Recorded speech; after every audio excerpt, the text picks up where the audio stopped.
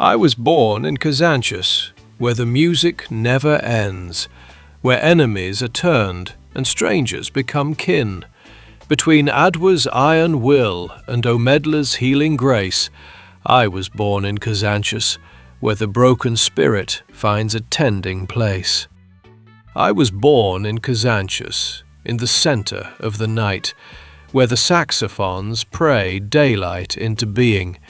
Between darkness and holy sight, I was born in Kazanchis, in the middle of the might.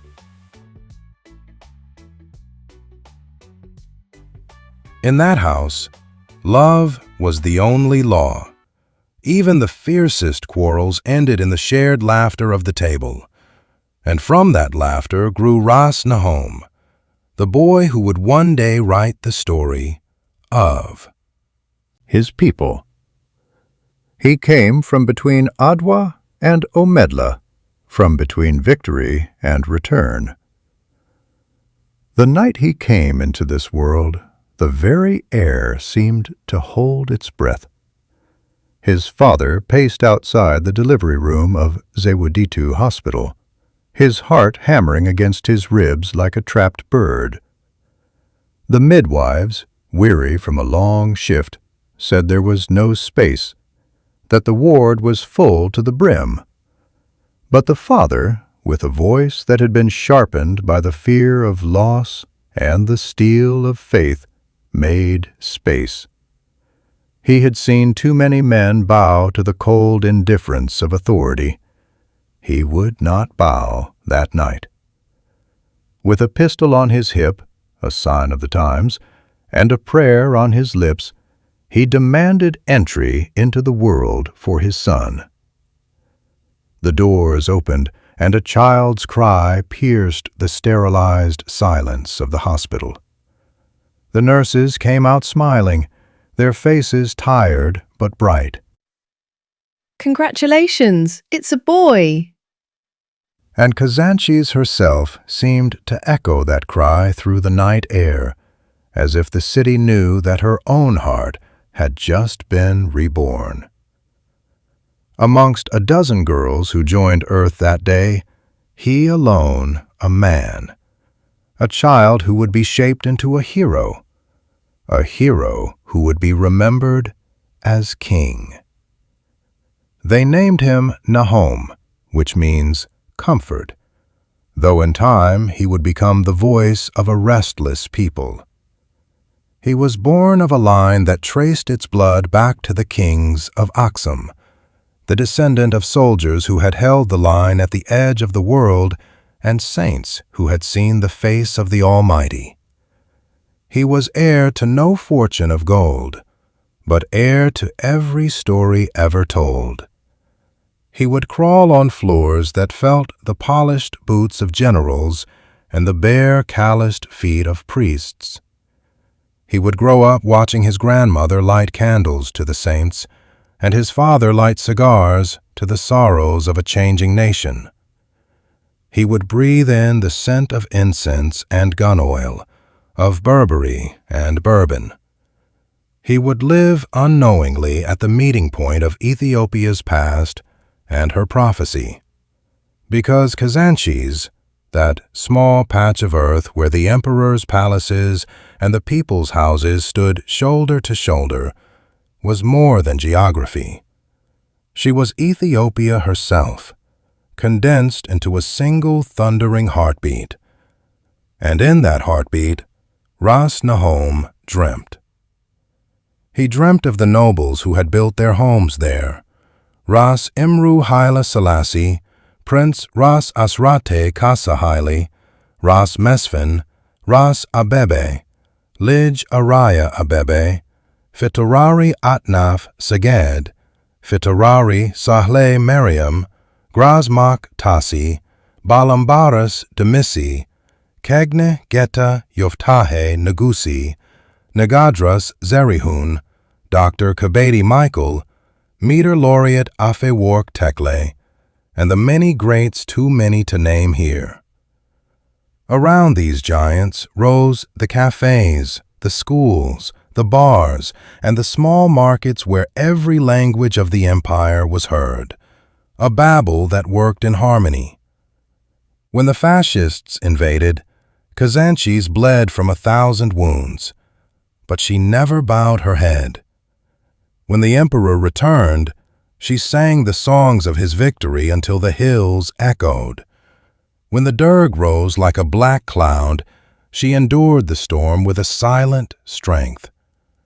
Through every regime, through every change of the guard, she remained what she had always been, the meeting of light and struggle, the pulse that kept Addis Ababa alive.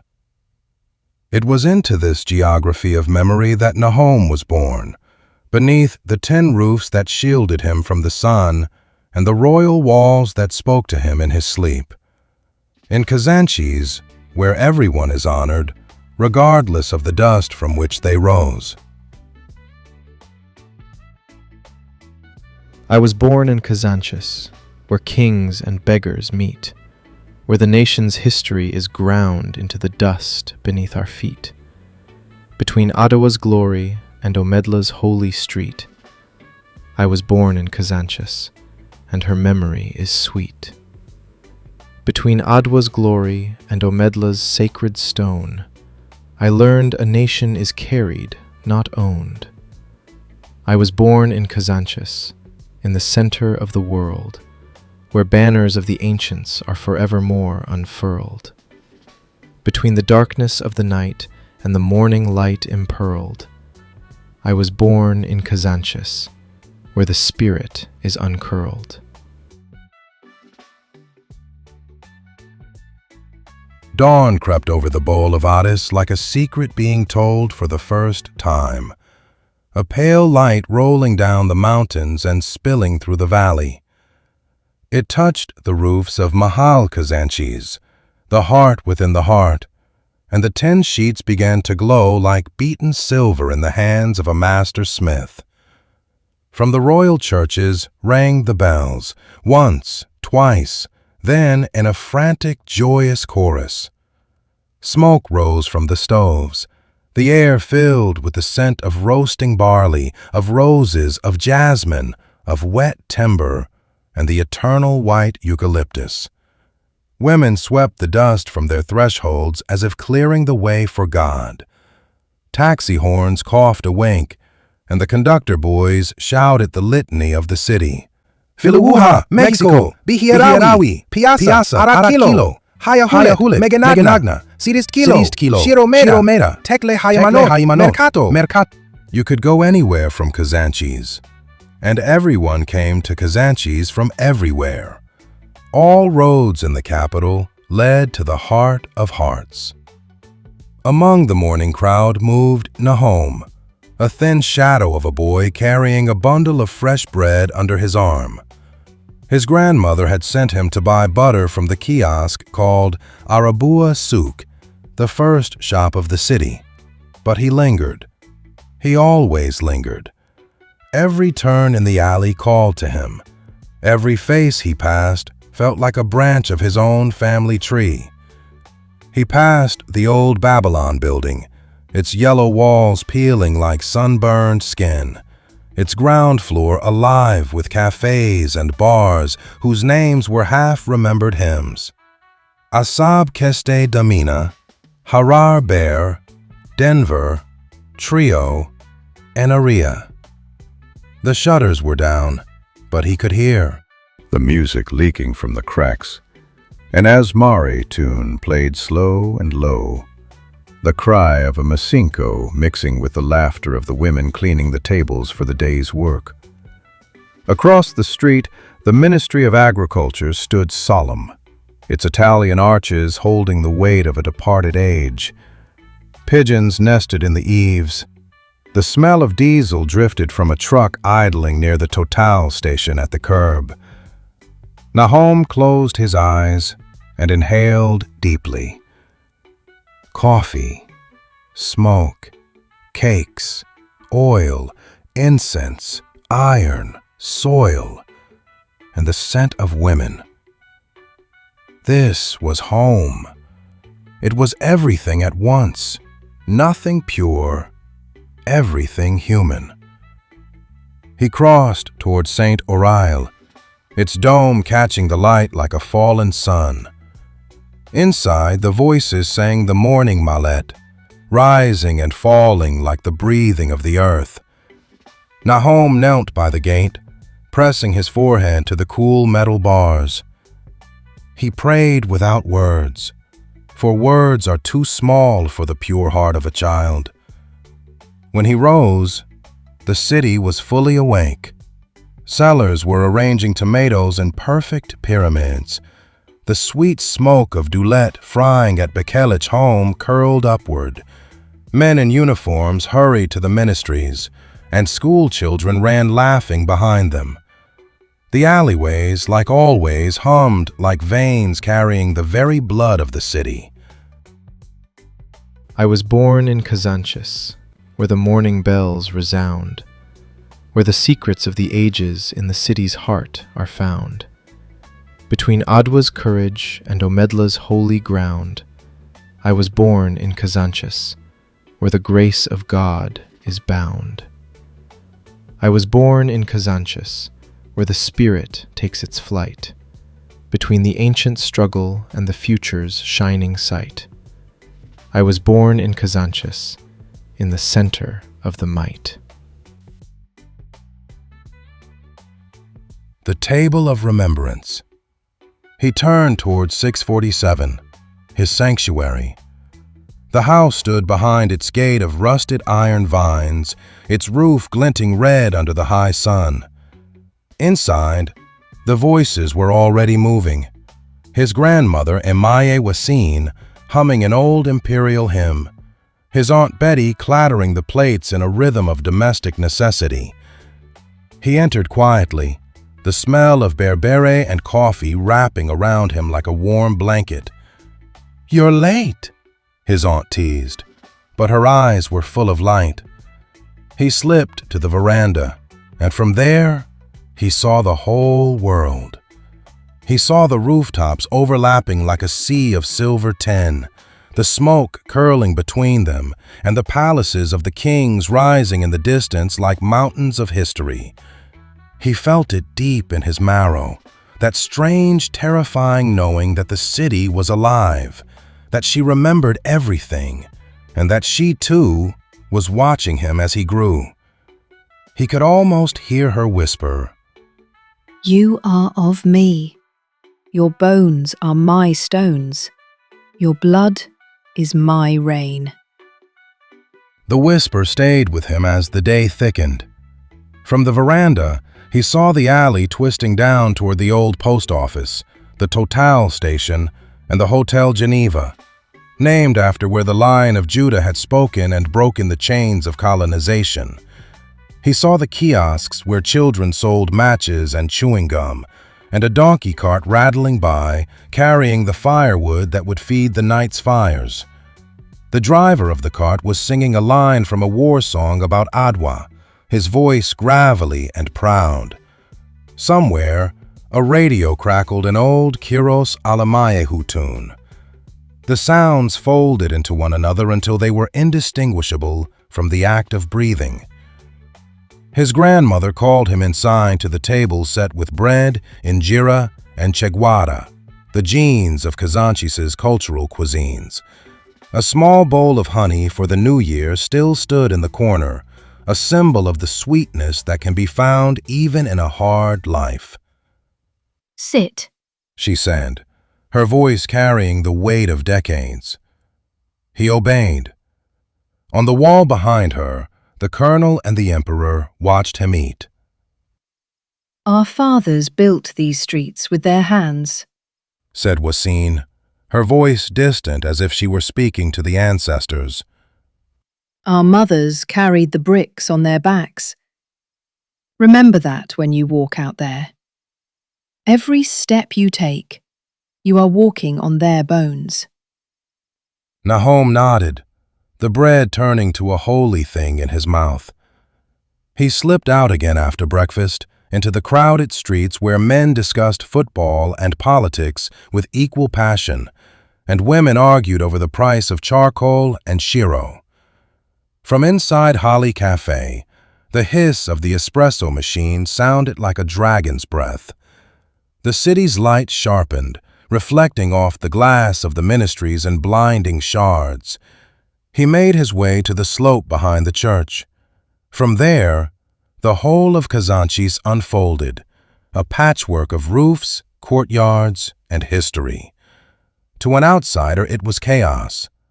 To him, it was a symphony.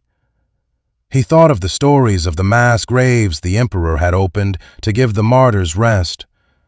Those bones were now the roots of the trees he climbed. As the afternoon waned and the light grew honeyed, the shadows stretched long across the street. The clubs began to open their doors. The smell of fried meat and beer spilled into the air. Music leaked from 5 doors: Harar Bear, Omedla, Hasabi Bet, Dinadaru Bet, Sehai Marlboro Bet. The hundreds of clubs and bars where Kazanchis had been partying since the 1880s. A saxophone cried, and Nahom watched the city transform. By day she was a maiden. By night she became a goddess. The women who looked like they sold vegetables now appeared like beautiful nymphs in dresses that caught the lamplight. Men straightened their collars, their voices dropping into the low registers of the night. He watched them and thought, "The city dreams, and we are her dreams alive." From the church towers, the last bells rang for vespers. A cool wind rose, smelling of rain and the smoke of the evening fires. Somewhere below, a child began to sing. The sound carried upward, over the tin and the history, until it reached him. He turned toward the palace hill one last time, as the first drops of rain began to fall.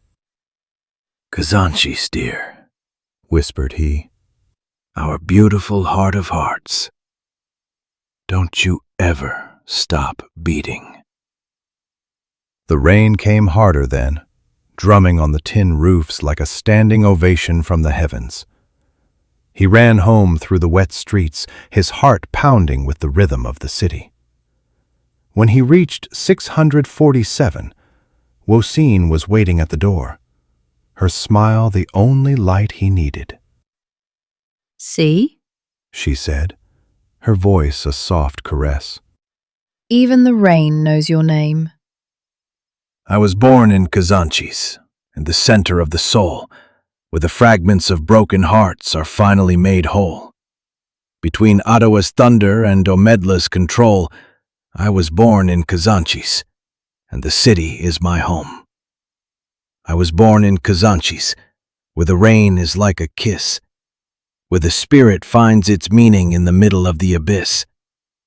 Between the ancient sorrow and the future's holy bliss, I was born in Kazanchis, and there is no home but this. The hearth.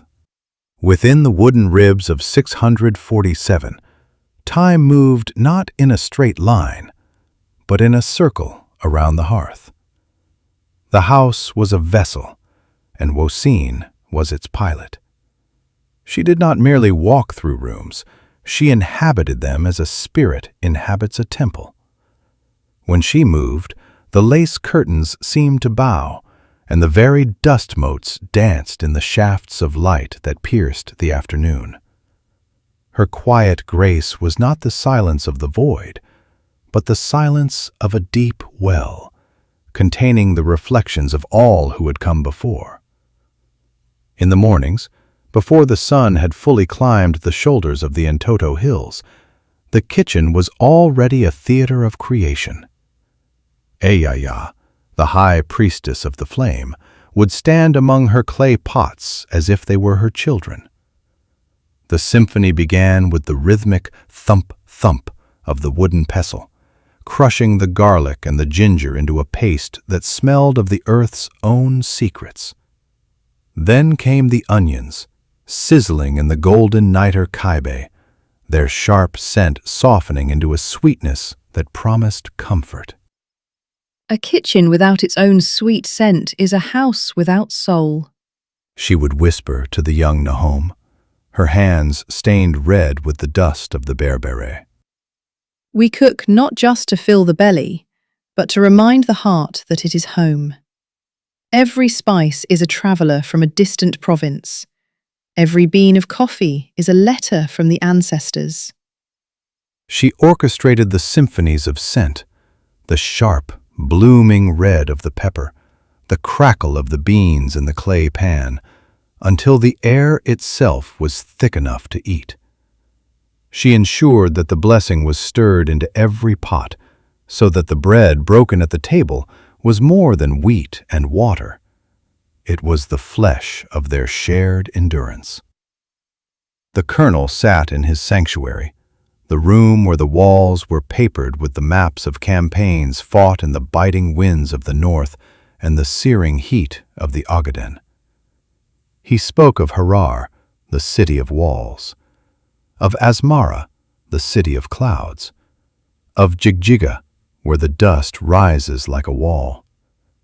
His voice was the sound of old leather and silver, carrying the weight of commands that had sent men to their glory or their grave.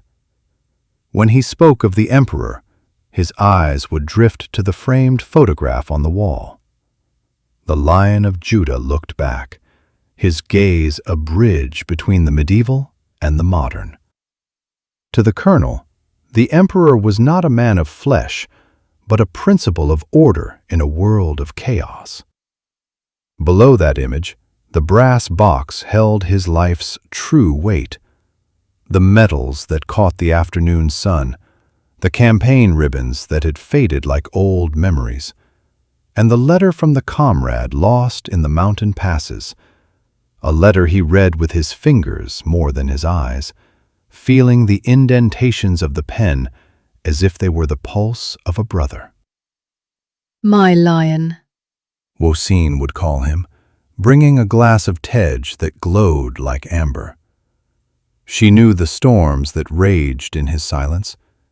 She knew that this house, built by Fitarari Desalane with stones gathered from the very earth they stood upon, had become their final fortress, and its roof was a canopy for a nation. During the great famines, when the earth turned to iron and the sky to brass, 647 was a sanctuary where the hungry found a crust and the weary found a shadow. The colonel and Wosin did not ask for names or lineages.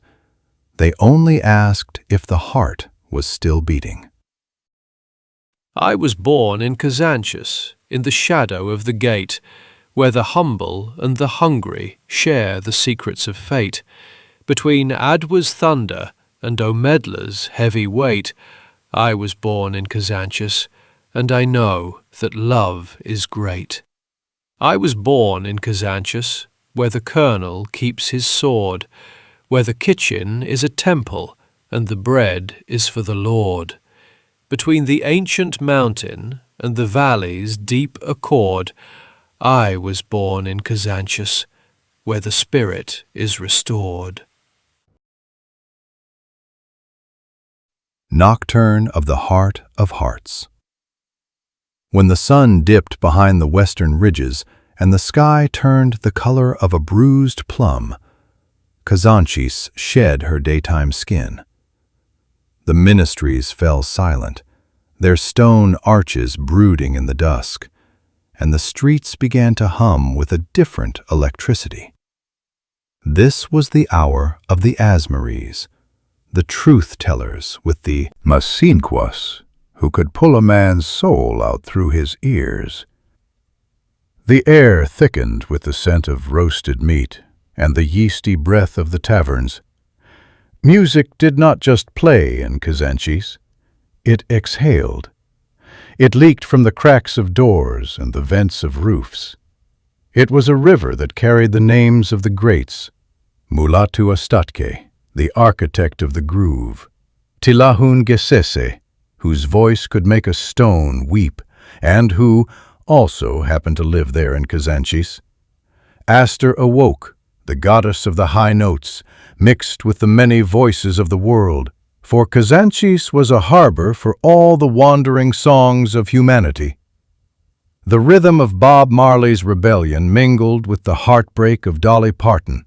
The moonwalk of Michael Jackson was mirrored in the dust by children who had never seen a television, while the grit of Tupac and the soul of Sam Cooke drifted through the same alleys that always heard the chants of St. Yared. Nahum would stand on the veranda and watch the transformation. He saw the women who, in the morning, had walked with the somber dignity of deaconesses, now appearing in the lamplight with eyes like coals and dresses that shimmered like the scales of fish. He saw the men straighten their collars, hiding the weariness of the day behind the bravado of the evening. The clubs became cathedrals of the night. Saxophones cried out long, wailing notes that seemed to hang over the rooftops, an invitation to forget the sorrows of the era and dance in the flickering light of the present. "The city is a woman," the old men would say, leaning against the walls of the Babylon building. "By day she works for her children, but by night she dreams of her lovers." And the dreams of Kazanchis were vast and colorful. They were dreams of a time when the soil was not sold by the meter, when the smoke of the coffee was the only boundary between neighbors. Every alleyway was a vein, every bar was a lung, every laugh that crackled in the dark was a spark of the eternal fire. In the dark corners the prostitutes laughed, a sound like breaking glass, sharp and full of a terrible beauty. The lovers kissed in the shadows of the old trees, their promises lifted in the wind. The drunkards fought, not with each other, but with the shadows of the men they used to be. The smokers lit their smokes, their tiny orange embers looking like distant stars in the valley.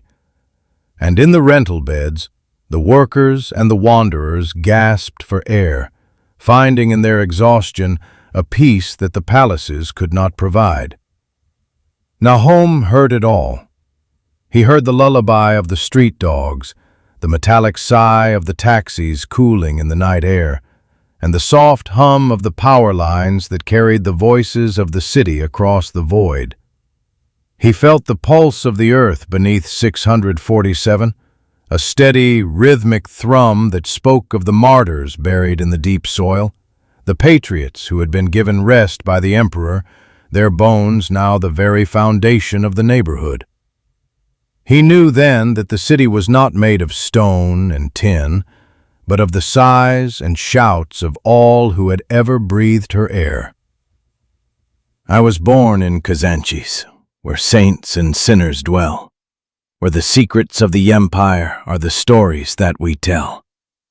Between Adua's glory and Omedla's holy bell, I was born in Kazanchis, and I know the city well. I was born in Kazanchis, in the center of the flame, where the dust of heroes is the glory of the name. Between ancient pride, the present sorrow, and the future's unknown claim, I was born in Kazanchis, and I'll never be the same." I was born in Kazanchis, and I'll die within her breast, where the weary and the wanderer find the holiness of rest. Between Adwa's courage and Omedla's holy quest, I was born in Kazanchis, and my soul is truly blessed. I was born in Kazanchis, in the heart within the heart, where stories never die and visions always start. Between ancient longing and the future's golden chart, I was born in Kazanchis, and will never be apart.